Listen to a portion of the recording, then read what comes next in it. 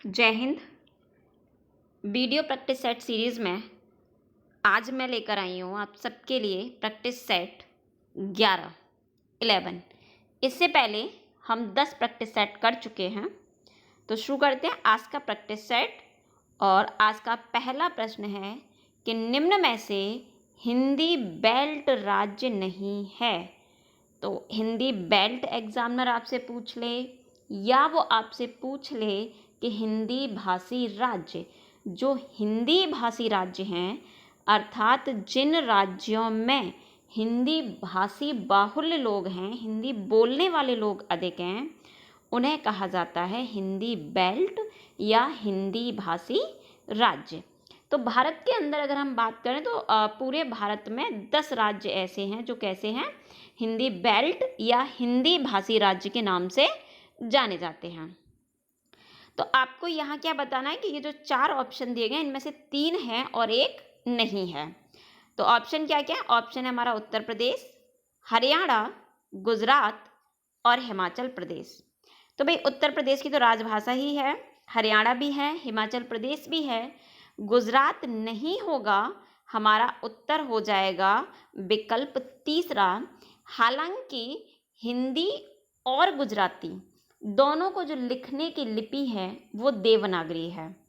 फिर भी देवनागरी लिपि से भले ही गुजराती लिखी जाती हो और गुजराती में लिखने वाली पहली भाषा भी देवनागरी है, लेकिन गुजराती हिंदी बेल्ट के अंतर्गत नहीं आती, हिंदी भाषा के अंतर्गत नहीं आती। तो चलिए आज के दूसरे प्रश्न पर चलते हैं। और आज का दूसरा प्रश्न क्या कहता है? दूसरा प्रश्न कहता है कि निम्न में से संयुक्त ध्वनि नहीं है। संयुक्त ध्वनि का अर्थ होता है कि एक स्वर वर्ण पर भिन्न भिन्न 2 व्यंजन वर्णों का उच्चारण। तो हम ऑप्शन देख लेते हैं, क्षेत्र, विद्या, द्वार और दिल्ली। तो भाई देखो, जो क्षेत्र है इसमें तो छा और त्रा दोनों ही संयुक्त व्यंजन दिए गए हैं जिनको हिंदी वर्णमाला में स्थान दिया गया है। विद्या की अगर बात करें तो विद्या में जो द्या है ये आधा दा और या से मिलकर के बना है, यानी कि अगर हम इसमें से आ को हटा दें तो हमारे पास क्या बचता है? आधा या और आ। अर्थात बड़े आ पर दा और या 2 व्यंजन वर्ण उच्चरित हो रहे हैं, तो ये भी हमारा क्या हो जाएगा? ये भी हमारी संयुक्त ध्वनि कहलाएगी। ठीक इसी तरीके से द्वार में आधा दा और वा उस पर लगा हुआ है बड़ा आ, यानी कि आ पर भी यहाँ पर दा और वा 2 ध्वनियां उच्चरित हो रही हैं और ये भी हमारा क्या है? ये भी होगा हमारा संयुक्त व्यंजन। दिल्ली जो है इसमें ई पर, दिल्ली में क्या हो रहा है? ई पर ला 2 बार उच्चरित हो रहा है लेकिन समान वर्ण है, इसीलिए दिल्ली को होगा हमारा द्वित वर्ण या इसे कहते हैं हम गुच्छ वर्ण। तो हमारा आंसर क्या हो जाएगा? हमारा आंसर हो जाएगा विकल्प चौथा, दिल्ली। क्योंकि दिल्ली क्या है? दिल्ली संयुक्त ध्वनि ना होकर के गुच्छ या द्वित ध्वनियों के अंतर्गत आती है। तो चलिए आज का अगला प्रश्न क्वेश्चन नंबर 3। और क्वेश्चन नंबर 3 क्या कहता है कि अबलो नस्यानी अब ना नसे हो, यानी कि अब तक नष्ट हुआ हूं अब नष्ट नहीं होगा। अर्थात तुलसीदास जी कहते हैं, ये विनय पत्रिका की पंक्ति है और इसके लेखक कौन है? इसके लेखक है तुलसीदास। और तुलसीदास जी कहते हैं कि अब तक मैं नष्ट हुआ हूँ, यानी अब तक मैंने अपना समय सांसारिक मोह माया में नष्ट किया है, लेकिन अब ना नशे हों, अब मैं एक क्षण भी नष्ट नहीं करूँगा, बल्कि क्या करूँगा? मैं ईश्वर की भक्ति में लीन रहूँगा, अपने आराध्य की भक्ति करूँगा। तुलसीदास की पंक्ति है और विनय पत्रिका से ली गई है। तो चलिए आज के अगले चौथे प्रश्न पर चलते हैं। और आज का चौथा प्रश्न क्या कहता है कि निम्न में से तुलसीदास की रचना नहीं है।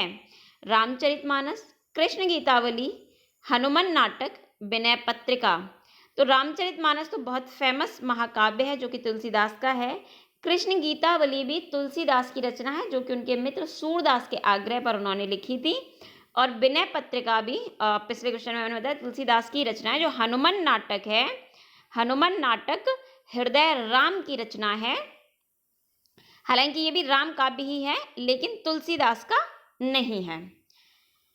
तो चलिए अगले प्रश्न पर चलते हैं। आज का पांचवा प्रश्न, और आज का पांचवा प्रश्न क्या कहता है कि प्रयोगवाद को बैठे ठाले का धंधा किसने कहा?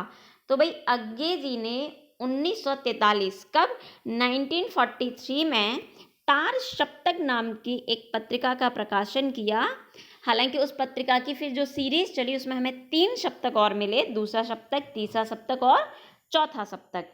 तो जो सप्तक का प्रकाशन हुआ 1943 से, तो 1943 से ही माना जाता है प्रयोगवाद का प्रारंभ।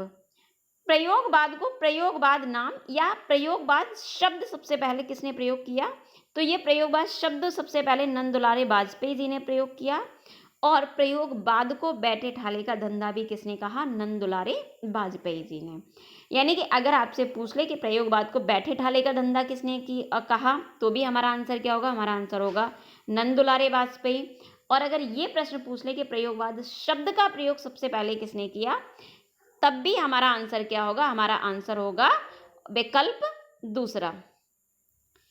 तो चलिए आज के तीसरे प्रश्न पर चलते हैं, और आज का तीसरा प्रश्न है कि मैं उर्दू और हिंदी का दोआब हूं।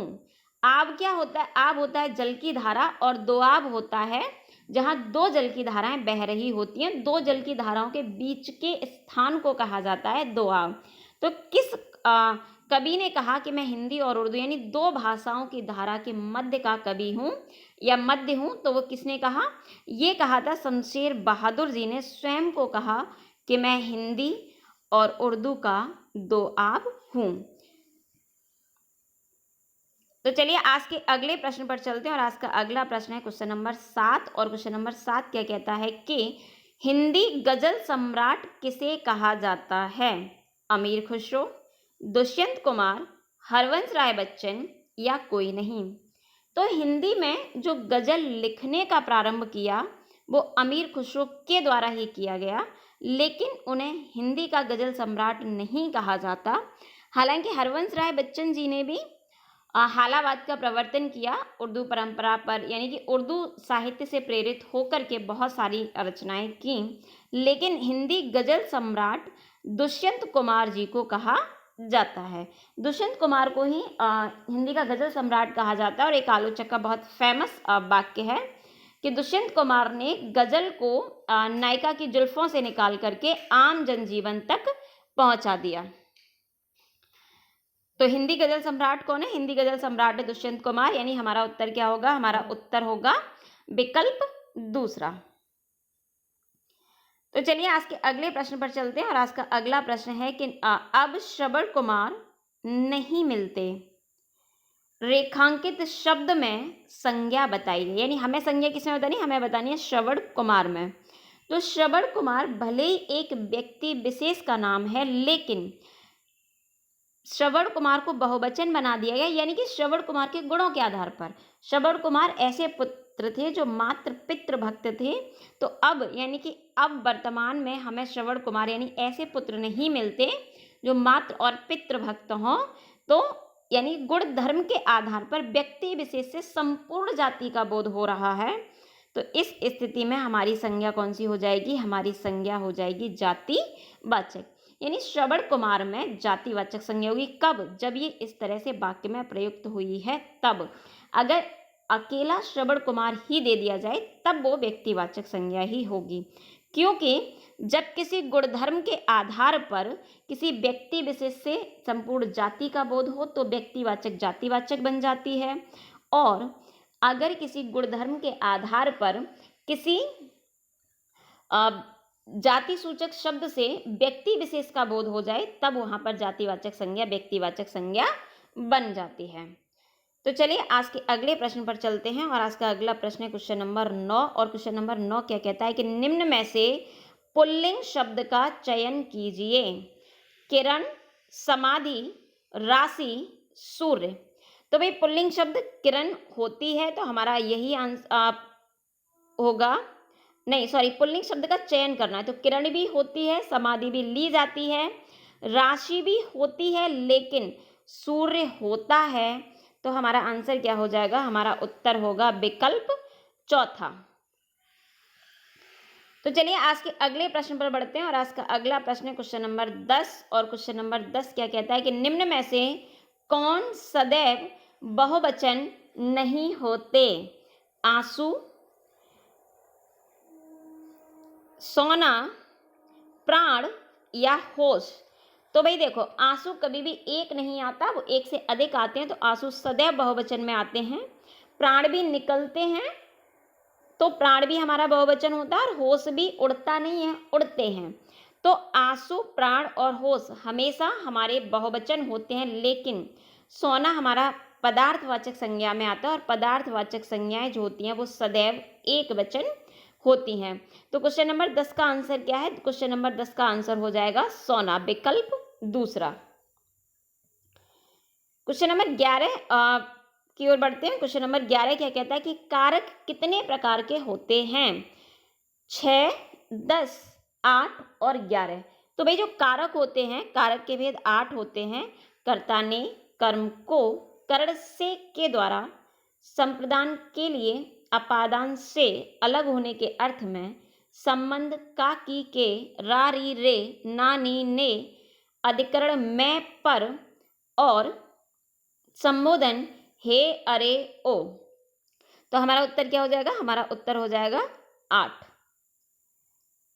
तो चलिए अगले प्रश्न पर आ जाते हैं। आज का क्वेश्चन नंबर 12 और क्वेश्चन नंबर 12 क्या कहता है कि निजवाचक सर्वनाम का उदाहरण है। कोई आया है, पुस्तक किससे मंगाऊं, जो करेगा सो भरेगा, वह स्वतः समझ गया। तो कोई आया है अनिश्चितता का बोध करा रहा है, तो इसमें हो जाएगा हमारा अनिश्चयवाचक सर्वनाम। पुस्तक किससे मंगाऊं, यानी कि प्रश्न का बोध हो रहा है, तो इस वाक्य में होगा प्रश्नवाचक सर्वनाम। जो करेगा सो भरेगा, यानी जो का संबंध सो से है, तो इस वाक्य में होगा हमारा संबंधवाचक सर्वनाम। जबकि प्रश्न क्या पूछ रहा है? प्रश्न पूछ रहा है निजवाचक सर्वनाम। तो हमारा उत्तर क्या हो जाएगा? हमारा उत्तर हो जाएगा वह स्वतः ही समझ गया। वह स्वतः समझ गया, खुद, अपने आप। हालांकि अपने आप व्याकरणिक दृष्टि से अशुद्ध है, वह आप समझ गया शब्द सही होगा। इस तरह के जब वाक्य आते हैं तो निजता का बोध कराते हैं, स्वयं का बोध कराते हैं। तो जहां स्वयं का बोध होता है वहां होता है निजवाचक सर्वनाम। तो चलिए आज के अगले क्वेश्चन पर बढ़ते हैं। आज का क्वेश्चन नंबर 13 और क्वेश्चन नंबर 13 क्या कहता है कि निम्न में से गुणवाचक विशेषण का भेद नहीं है। गंधबोधक, बीप्साबोधक, अवस्थाबोधक, स्पर्शबोधक। गंधबोधक, अवस्थाबोधक और स्पर्शबोधक, ये तीनों गुणवाचक विशेषण हैं, क्योंकि जब हम गंध की यानी सुगंध की बात कर रहे हैं, महक की बात कर रहे हैं, तो वो किसी न किसी का गुण है। अवस्था भी गुणवाचक विशेषण के अंतर्गत आती है, कोई अमीर है, गरीब है, रोगी है, उद्यमी है। स्पर्श यानी छूने में कोमल है, खुरदुरा है, कठोर है, ये सब गुणों का बोध कराते हैं। लेकिन जो बीप्सा है, बीप्सा संख्यावाचक विशेषण के अंतर्गत आती है।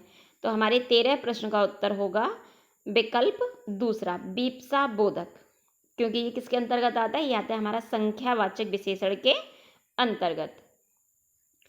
चलिए अगले प्रश्न पर बढ़ जाते हैं और आज का अगला प्रश्न क्या कहता है कि निम्न में से अकर्मक क्रिया नहीं है। तो निम्न में से अकर्मक क्रिया कौन सी नहीं है? लदना, मारना, पिसना, लूटना।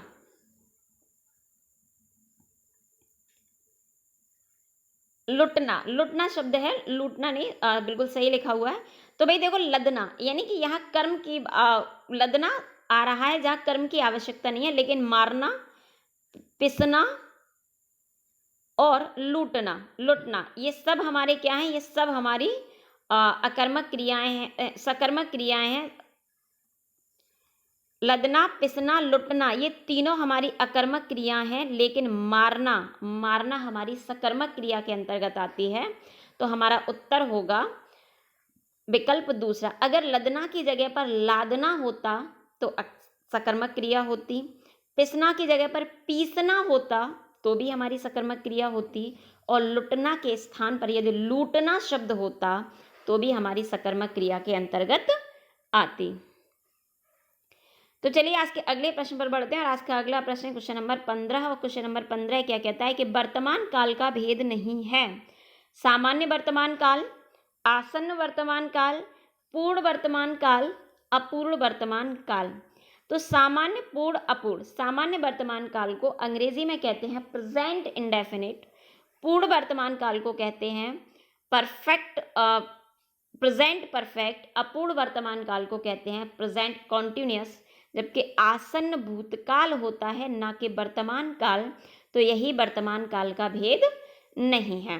तो 15 का उत्तर क्या है? 15 का उत्तर है विकल्प दूसरा। आज के 16वें प्रश्न क्या कहता है? 16वां प्रश्न है कि सोहन से चला नहीं जाता। क्रिया को देखकर हमें बताना है कि वाक्य में कौन सा वाच्य है। तो भाई चला नहीं जाता, भावात्मकता हावी हो रही है, भावनाओं की बात हो रही है। तो हमारा कौन सा वाच्य हो जाएगा? हमारा वाच्य हो जाएगा भाव वाच्य। जबकि कर्त वाच्य कर्ता की प्रधानता में होता है और कर्म वाच्य कर्म की प्रधानता में होता है। और अकृत वाच्य की यदि बात करें तो डॉक्टर हरदेव बहारी जी की जो पुस्तक है, तो डॉक्टर हरदेव बहारी जी की पुस्तक में कृतवाच्य और अकृतवाच्य दो मुख्य भेद दिए गए हैं वाच्यों के, और अकृतवाच्य के ही दो भेद उन्होंने बताए हैं, कर्मवाच्य और भाववाच्य। हालांकि सामान्य या सर्वमान्य मति की हम बात करें तो वाच्य के 3 भेद माने जाते हैं, कृतवाच्य, कर्मवाच्य और भाववाच्य। तो चलिए आज के अगले प्रश्न पर बढ़ते हैं, क्वेश्चन नंबर 17। और क्वेश्चन नंबर 17 क्या कहता है कि निम्न में से शुद्ध अव्यय नहीं होते। निपात, विस्मय बोधक अव्यय, क्रिया विशेषण, संबंध बोधक। तो विस्मय बोधक अव्यय, क्रिया विशेषण अव्यय, संबंध बोधक अव्यय और समुच्चय बोधक अव्यय अव्यय के शुद्ध भेद हैं, 4 भेद हैं। लेकिन निपात को अव्यय का अन्य भेद माना जाता है और शुद्ध अव्यय ये नहीं होते। तो चलिए आज के अगले प्रश्न पर, और आज का अगला प्रश्न है क्वेश्चन नंबर 18। और क्वेश्चन नंबर 18 क्या कहता है कि जब 2 या 2 से अधिक पद मिलकर एक ही शाब्दिक इकाई का कार्य करते हैं तब ऐसे पद समूह को कहते हैं पद समूह, पदबंध, दोनों या कोई नहीं। तो भाई देखो, जब 2 या 2 से अधिक पद मिलकर किसका काम करें? एक इकाई का काम करें, एक शाब्दिक इकाई यानी एक ही अर्थ दे रहे हो, तब उसे कहते हैं पद बंध। तो हमारा उत्तर क्या होगा? हमारा उत्तर होगा विकल्प दूसरा। अगले प्रश्न पर चलते हैं और आज का अगला प्रश्न कहता है क्वेश्चन नंबर 19 कि निम्न में से तत्सम तद्भव शब्द युग्म नहीं है। आर्षी, आदर्शिका, उलाहना, उपालंब, ऐसा, ईदृश्य, कौना, कुष्ठ। तो भाई आरसी होता है शीशा, यानी उसमें हम देख रहे होते हैं अपने आप को, अपना आदर्श, तो उसी को कहा जाता है आदर्शिका। उल्हाना, जैसे हम कहते हैं ताने मारना, तो होता है उल्हाना, जिसको तत्सम में कहते हैं उपालंब। और ऐसा को ईदृश्य, यानी ऐसा होता है या ऐसा ही दिखता है, तो उसका तत्सम शब्द है ईदृश्य। कौने का तत्सम होता है कौड़, और कुष्ठ के लिए तद्भव आता है कोड़ शब्द। यानी ये अशुद्ध है। हमारा जो विकल्प है, यानी जो शुद्ध युग्म नहीं है, वो कौन सा नहीं है? विकल्प चौथा। तो हमारा उत्तर क्या हो जाएगा? हमारा उत्तर हो जाएगा विकल्प 4। तो चलिए आज के अगले प्रश्न पर बढ़ते हैं और आज का अगला प्रश्न क्या कहता है? आज का अगला प्रश्न कहता है कि निम्न में से तुर्की भाषा का शब्द नहीं है। तमगा, डॉक्टर, दारोगा या फिर चम्मच। तो भाई देखिए, जो आपका दारोगा है वो है हमारा, तुर्की शब्द नहीं पूछा है, यानी कि तमगा, डॉक्टर और चम्मच। तो तमगा, दारोगा और चम्मच ये तीनों तुर्की शब्द हैं। जबकि जो डॉक्टर है, ये जो डॉक्टर है ये हमारा अंग्रेजी शब्द है, और पहचानने का सबसे सटीकतम तरीका है कि इस पर लगा हुआ है आगत स्वर। तो जो आगत स्वर है वो हमने अंग्रेजी भाषा से लिया है, इसीलिए वो सिर्फ और सिर्फ अंग्रेजी शब्दों पर ही लगता है। तो चलिए अगले प्रश्न पर चलते हैं और आज का अगला प्रश्न है कि निम्न में से तकनीकी शब्द नहीं है। अम्ल, निदेशालय, लड़का, उत्पाद। तो भाई तकनीकी शब्द वे शब्द होते हैं जो प्रशासन, शास्त्र, विज्ञान या पत्रकारिता के क्षेत्र में प्रयोग किए जाते हैं उन्हें हम कहते हैं तकनीकी शब्द या पारिभाषिक शब्द। और सामान्य शब्द वे शब्द होते हैं जिन्हें आम जनता के द्वारा सामान्य बातचीत के लिए प्रयुक्त किया जाता है। तो जो लड़का शब्द है वो एकदम सामान्य शब्द है, तो हमारा तकनीकी शब्द क्या नहीं होगा, तकनीकी शब्द नहीं होगा, लड़का। तो चलिए आज के अगले प्रश्न पर चलते हैं। और आज का अगला प्रश्न क्या कहता है कि समान अर्थ का बोध कराने वाले शब्दों को क्या कहते हैं? पर्यायवाची, विलोम, अनेकार्थी या श्रुति सम भिन्नार्थक। तो भाई जो समान अर्थों का बोध कराते हैं उन्हें हम कहते हैं पर्यायवाची शब्द। जो विपरीत अर्थ का बोध कराते हैं उन्हें कहते हैं विलोम शब्द। और जब शब्द एक हो लेकिन उसके अर्थ बहुत सारे हों तब उसे कहते हैं अनेकार्थी शब्द। और जब शब्द सुनने में एक जैसे लगें लेकिन अर्थ अलग अलग हों तब उन्हें कहते हैं श्रुति संभिन्नार्थक, समोच्चरित या शब्द युग्म शब्द। तो चलिए आज के क्वेश्चन नंबर 23 पर चलते हैं। और आज का क्वेश्चन नंबर 23 क्या कहता है कि निम्न में से दुर्गा का पर्यायवाची नहीं है? शैलजा, काली, चंडी या चामुंडा।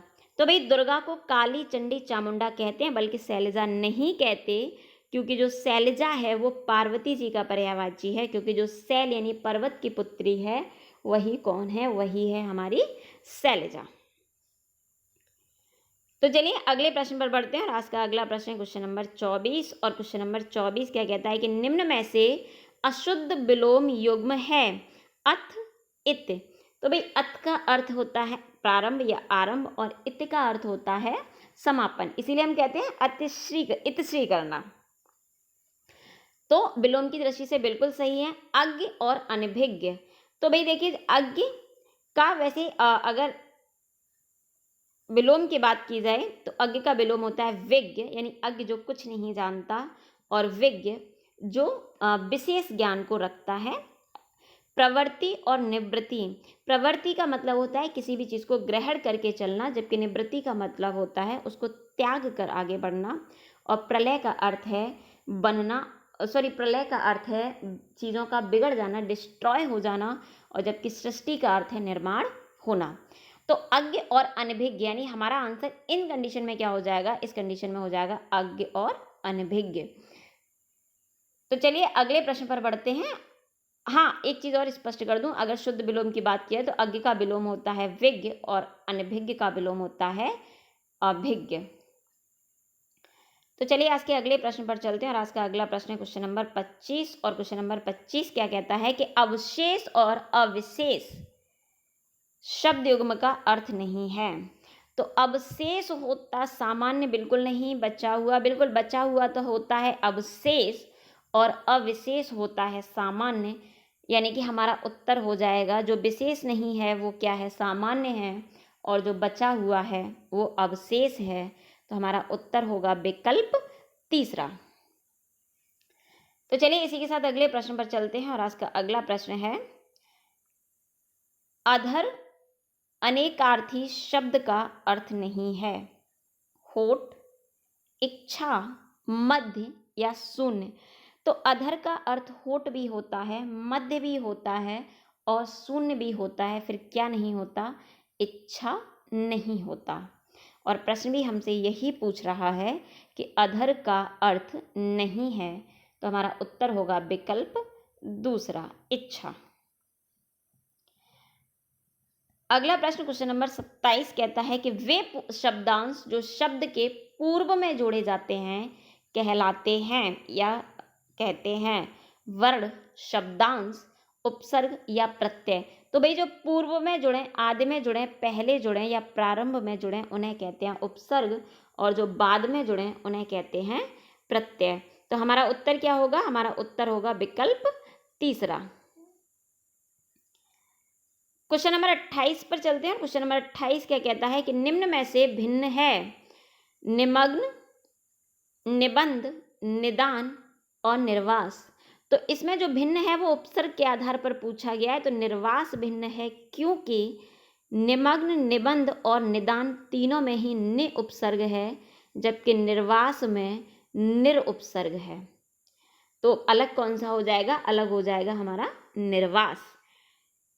तो चलिए आज के अगले प्रश्न पर बढ़ते हैं, क्वेश्चन नंबर 29 की ओर। और क्वेश्चन नंबर 29 क्या कहता है कि प्रत्यय के भेद होते हैं कृत प्रत्यय, तदित प्रत्यय, दोनों या कोई नहीं। तो बिल्कुल भाई, प्रत्यय के मुख्य भेद दो ही होते हैं, कृत प्रत्यय और तदित प्रत्यय। जो धातु में जुड़ते हैं उन्हें कृत प्रत्यय कहते हैं, और जो शब्द में जुड़ते हैं या संज्ञा सर्वनाम विशेषण में जुड़ते हैं उन्हें कहते हैं तदित प्रत्यय। अगले प्रश्न पर चलते हैं। अगला प्रश्न है, कटोक्ति में संधि है स्वर, दीर्घ, यड़ या अयादि। दीर्घ, यड़, अयादि तीनों ही स्वर संधि के ही भेदों में आते हैं, लेकिन कटोक्ति में कट धन उक्त यानी छोटा उ और छोटा उ मिलकर के हो रहा है बड़ा उ, तो हो जाएगी हमारी दीर्घ संधि। यानी हमारा उत्तर क्या होगा? हमारा उत्तर होगा विकल्प दूसरा। तो चलिए अगले प्रश्न पर चलते हैं। और आज का अगला प्रश्न है क्वेश्चन नंबर 31। और क्वेश्चन नंबर 31 क्या कहता है कि बदवीर्षा का संधि विच्छेद होगा। बद धन वीर्षा, बद धन ईर्षा, बद धन ईर्षा या बधु धन ईर्षा। तो भाई जो बधु की ईर्षा है वही बदवीर्षा है, क्योंकि उ की संधि हुई असमान स्वर से, और असमान स्वर होते ही उ बदल गया या वा में, और वाह आधे वाह में और आधे बा पर लग गई बड़ी ई की मात्रा, तो शब्द बन गया बदवीर्षा। तो हमारा उत्तर क्या हो जाएगा? हमारा उत्तर होगा विकल्प चौथा। अगले प्रश्न की ओर बढ़ते हैं। और आज का अगला प्रश्न है क्वेश्चन नंबर 34। एक minute, by mistake question number 31 के बाद 32 होना चाहिए, तो दो प्रश्न इस सीरीज में कम है। चलिए तो हम अगले प्रश्न पर ही आ जाते हैं। हमारा अगला प्रश्न है, घन श्याम में कौन सा समास है? तो घन अर्थात बादल कैसे हैं? श्याम है। तो श्याम है जो घन, यानी कि बादलों की विशेषता है कि वो श्याम है, लेकिन घन श्याम कहते हैं भगवान कृष्ण को। तो हमारा उत्तर हो जाएगा बहुब्री समास। और विग्रह क्या होगा कि घन है जो श्याम, यानी कि घन अर्थात बादल कैसे? श्याम, सावले हैं, काले हैं। चलिए अगले प्रश्न पर चलते हैं। और आज का अगला प्रश्न है क्वेश्चन नंबर 35। और क्वेश्चन नंबर 35 क्या कहता है कि निम्न में से इच्छावाचक वाक्य का उदाहरण है। स्वतः वह सुधर जाए, संभवतः वह सुधर जाए, ईश्वर तुम्हें चिर आयु करे, वर्षा होती तो फसल अच्छी होती, आह कितना सुंदर दृश्य है। तो भाई संभवतः वह सुधर जाए, हमारी संभावना प्रकट की जा रही है, तो ये हो जाएगा हमारा संदेहवाचक वाक्य, यानी संदेह है कि शायद वो सुधर जाए। तो संभवतः में क्या हो जाएगा हमारा संदेहवाचक वाक्य। ईश्वर तुम्हें चिरायु करे, तो ये अपनी इच्छा से आशीर्वाद दिया जा रहा है, इसी में होगा हमारा इच्छावाचक वाक्य। और वर्षा होती तो फसल अच्छी होती, ये संकेत दे रहा है कि फसल क्यों अच्छी नहीं हुई, क्योंकि वर्षा नहीं हुई। तो तीसरे विकल्प में होगा संकेतवाचक वाक्य। और आह कितना सुंदर दृश्य है में विस्मयादिबोधक वाक्य। तो चलिए अगले प्रश्न की ओर बढ़ते हैं। और आज का अगला प्रश्न है क्वेश्चन नंबर 36, जिसका मन कहीं दूसरी ओर हो उसे क्या कहेंगे? अद्योपांत। तो अद्योपांत होता है जो आदि से लेकर अंत तक होता है, उसे कहते हैं अद्योपांत। आपाद मस्तक सिर से लेकर पैर तक को कहते हैं। और अनमनस्क कहते हैं जिसका मन कहीं दूसरी ओर लगा हो, या वर्तमान में जो केवल फिजिकली यानी शरीर से प्रेजेंट हो पर मन से अपसेंट हो, उसी को हम क्या कहते हैं? अन्यमस्क। तो चलिए आज के अगले प्रश्न की ओर बढ़ते हैं। और आज का अगला प्रश्न है क्वेश्चन नंबर 37। और क्वेश्चन नंबर 37 क्या कहता है कि निम्न में से शुद्ध शब्द नहीं है। विभीषिका, श्रृंगार, द्वारका या वाल्मीकि। तो विभीषिका, द्वारका और वाल्मीकि बिल्कुल शुद्ध लिखे हुए हैं। क्या शुद्ध नहीं है? श्रृंगार शुद्ध नहीं है। तो फिर श्रृंगार शुद्ध कैसे लिखेंगे? तो श्रृंगार शुद्ध लिखा जाता है इस तरीके से, यानी कि इसमें रे लगी हुई है सा पर, ना कि रे और रा दोनों। तो चलिए अगले प्रश्न की ओर बढ़ते हैं और आज का अगला प्रश्न कहता है कि क्वेश्चन नंबर 38 कि शुद्ध वाक्य निम्न में से नहीं है। मुझे आम खाना है, राम मेरे को बुला रहा है, मैं आज बहुत दुखी हूं। तो राम मेरे को नहीं, राम मुझे बुला रहा है, सर्वनाम संबंधी अशुद्धि है। मैं आज बहुत दुखी हूं, तो आज मैं बहुत नहीं, आज मैं अधिक दुखी हूं। शुद्ध वाक्य होगा मुझे आम खाना है। हालांकि बहुत भी सही है, अगर मैं यहाँ पर बहुत की जगह पर भारी दुखी कर देती तो ये अशुद्ध होता। तो इसमें दोनों ही वाक्य सही हैं, ए और सी। तो चलिए अगले प्रश्न पर बढ़ते हैं और आज का अगला प्रश्न क्वेश्चन नंबर 38 और क्वेश्चन नंबर 38 क्या कहता है कि ऐसा वाक्यांश जो सामान्य अर्थ का बोध न कराकर किसी विलक्षण अर्थ को प्रतीत करे उसे क्या कहते हैं? वाक्य अंग, लोकोक्ति, मुहावरा या सभी। तो ऐसा वाक्यांश जो सामान्य अर्थ का बोध न कराकर किसी विलक्षण अर्थ को बताता है उसे कहते हैं मुहावरा। तो हमारा उत्तर क्या होगा? हमारा उत्तर होगा विकल्प तीसरा। जबकि लोकोक्ति भी विलक्षण अर्थ देती है, लेकिन मुहावरा जब ऑप्शन में है तो व्याकरणिक दृष्टि से हम पहली वरीयता मुहावरे को ही देंगे, क्योंकि लोकोक्ति व्याकरणिक दृष्टि से शुद्ध नहीं होती, वो लोक विशेष में बोली जाती हैं, जबकि मुहावरा व्याकरणिक दृष्टि से शुद्ध होता है। अगले प्रश्न पर बढ़ते हैं और आज का अगला प्रश्न है कि आकाश के तारे तोड़ लाना, गुस्सा करना, पसंद ना करना, एकलौता बेटा, असंभव कार्य करना। तो आकाश के तारे तोड़ लाने का अर्थ होता है असंभव कार्य को करना।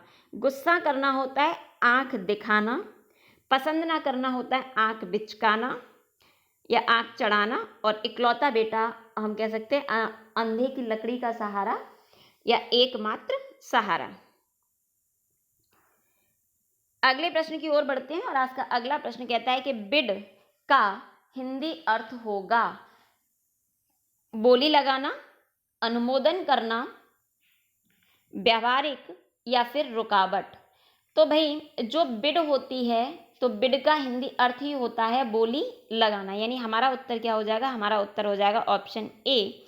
जबकि अनुमोदन करना होता है अप्रूव्ड और व्यावहारिक होता है अप्लाइड, जबकि रुकावट के लिए जो शब्द प्रयोग किया जाता है वो होता है वार, BAR। तो हमारा उत्तर क्या होगा? हमारा उत्तर होगा विकल्प ए। अगले प्रश्न की ओर बढ़ते हैं और अगला प्रश्न कहता है कि क्वेश्चन नंबर 42 प्रेषक का अंग्रेजी रूपांतरण होगा दीद। तो दीद तो होता है हमारा विलेख और दूसरा ऑप्शन है हमारा कंसाइनर। तो जो प्रेषक होता है वो कंसाइनर होता है, जबकि कॉन्फ्रेंस जो होता है उसे हम सम्मेलन कहते हैं और डायरेक्टरी हमारी निर्देशिका होती है। चलिए अगले प्रश्न की ओर बढ़ते हैं और आज का अगला प्रश्न है क्वेश्चन नंबर 43 और क्वेश्चन नंबर 43 क्या कहता है कि अनुमति दी जाए वाक्यांश का अंग्रेजी रूपांतरण होगा मे बी डीम नेसेसरी या may be regarded, may be permitted या may be treat as urgent. तो अनुमति दी जाए का हिंदी अर्थ होगा मे बी परमिटेड, यानी विकल्प तीसरा।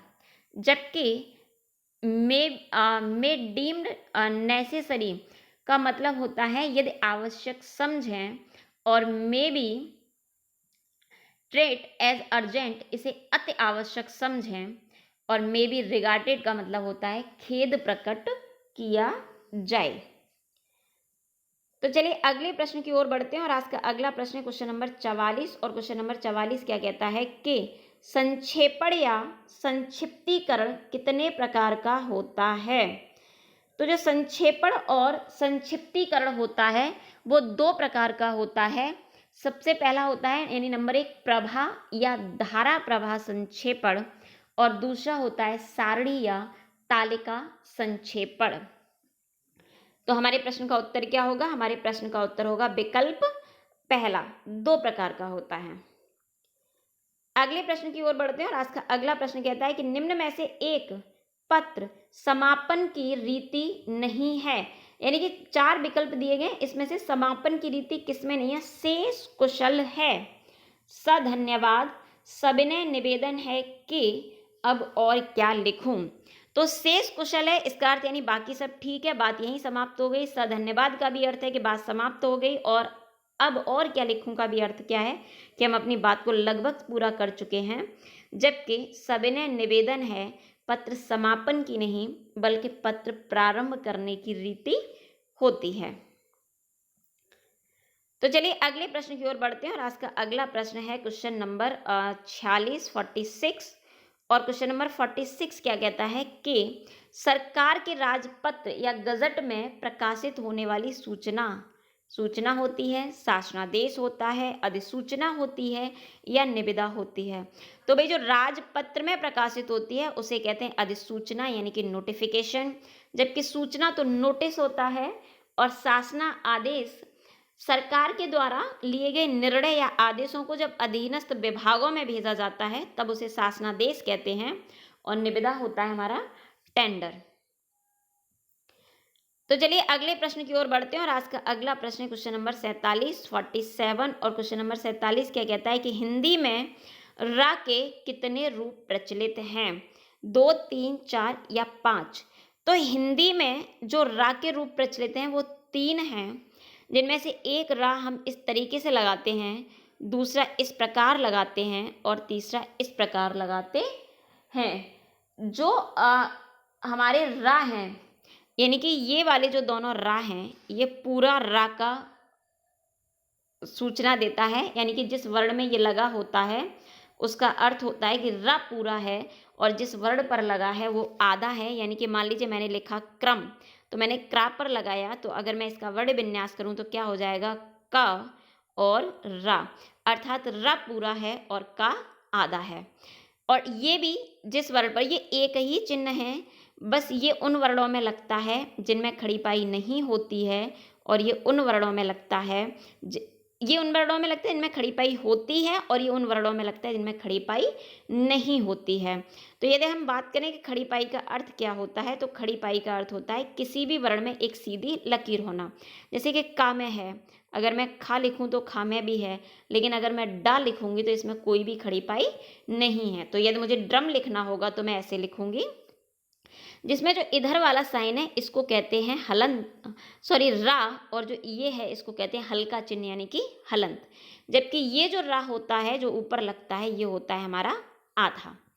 तो हिंदी में रा के कितने रूप प्रचलित हैं? 3 रूप प्रचलित हैं। तो चलिए आज के अगले प्रश्न की ओर बढ़ते हैं और आज का अगला प्रश्न है क्वेश्चन नंबर 48 48 और क्वेश्चन नंबर 48 क्या कहता है कि निम्न में से संयुक्त व्यंजन नहीं है स, छ, त्र और ज्ञ। तो जो सा है वो ऊष्म व्यंजन है, जबकि संयुक्त व्यंजन हिंदी वर्णमाला में 4 होते हैं, छ, त्र, ज्ञ, और जो चौथा है वो कौन सा है? श्र, यानी कि श्री वाला श्र। ऊष्म व्यंजन भी 4 होते हैं, स, अ और हा, यानी तीनों सा और हा हमारे ऊष्म व्यंजनों के अंतर्गत आते हैं। तो चलिए आज के 49वें क्वेश्चन की ओर बढ़ते हैं और आज का 49वां यानी 49 प्रश्न क्या कहता है कि निम्न में से रीतकाल का कवि नहीं है? सेनापति, बिहारी, बोधा या भारतेंद्र। तो सेनापति, बिहारी और बोधा तीनों रीतकाल के कवि हैं। सेनापति रीतबद्ध परंपरा के हैं, बिहारी जी रीत सिद्ध परंपरा के हैं और बोधा रीत मुक्त परंपरा के हैं। जबकि रीतकाल का कवि कौन नहीं है? भारतेंदु जी नहीं है। भारतेंदु जी भारतेंद्र युग के कवि हैं, आधुनिक काल के कवि हैं, ना कि रीतकाल के। तो चलिए आज के अंतिम प्रश्न की ओर चलते हैं और आज का अंतिम प्रश्न है कि आधुनिक काल का प्रारंभ माना जाता है 1900, 1950, 1947 या 1936। तो 1950 से शुरू हुआ हमारा द्विवेदी युग, 1850 से शुरू हुआ भारतेंद्र युग। 1847 तो देश की स्वतंत्रता का समय है। अगर हम इसमें सन देखना चाहें तो 43 से हमें मिल जाता है प्रयोगवाद, और 1936 से शुरू होता है हमारा प्रगतिवाद। तो जब से हमारा भारतेंद्र युग प्रारंभ हुआ, तभी से प्रारंभ हुआ माना जाता है आधुनिक काल। यानी कि हमारा उत्तर क्या हो जाएगा? हमारा उत्तर हो जाएगा विकल्प दूसरा। 1850 से 1900 तक भारतेंद्र युग, 1900 से 1918 तक द्विवेदी युग, 18 से 36 तक छायावाद, और 36 से लेकर के 43 तक छायावादोत्तर युग, जबकि 43 से शुरू होता है हमारा प्रयोगवाद, और 1936 से हमारा प्रगतिवाद, 1943 से प्रयोगवाद, उसके बाद नई कविता 54 से, और 1960 से साठोत्तरी कविता, और उसके बाद हमारी आई समकालीन कविता। तो हमारे 50 यानी अंतिम प्रश्न का उत्तर क्या है? अंतिम प्रश्न का उत्तर है 1850, यानी कि विकल्प दूसरा। तो चलिए आज की इस क्लास में इतना ही। धन्यवाद।